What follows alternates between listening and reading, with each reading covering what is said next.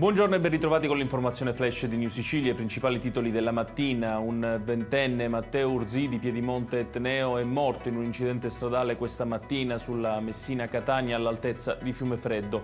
In gravi condizioni anche i genitori del ragazzo con i quali viaggiava a bordo di un furgone che si è scontrato con un autocarro il cui conducente è rimasto anch'egli ferito. Carmelo Palo, 43 anni, vice sindaco di Itala in provincia di Messina, è stato arrestato nell'ambito di un'inchiesta sul suo ruolo di assistente capo della polizia penitenziaria del carcere di Giarre. A Palo sarebbero contestati degli episodi di corruzione aggravati dall'aver agevolato la mafia in favore di un detenuto. Era ai domiciliari, ma è evaso per difendere il fratello coinvolto in una lite. Una volta arrivato, ha cominciato a sparare verso gli aggressori del parente, mettendoli in fuga. Protagonista un 35enne palermitano arrestato dai carabinieri con l'accusa di evasione e porto illegale di arma clandestina da fuoco.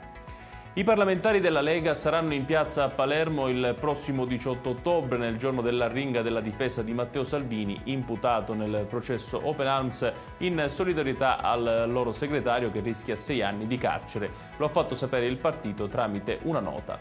E chiudiamo con la decisione del Tribunale federale che ha deciso di punire il Catania Football Club con un punto di penalizzazione in classifica per via del ritardo maturato sulle fideiussioni a copertura dei compensi dei tesserati lo scorso agosto, inibizione di 45 giorni per il presidente Rosario Pelligre e per l'AD Vincenzo Grella.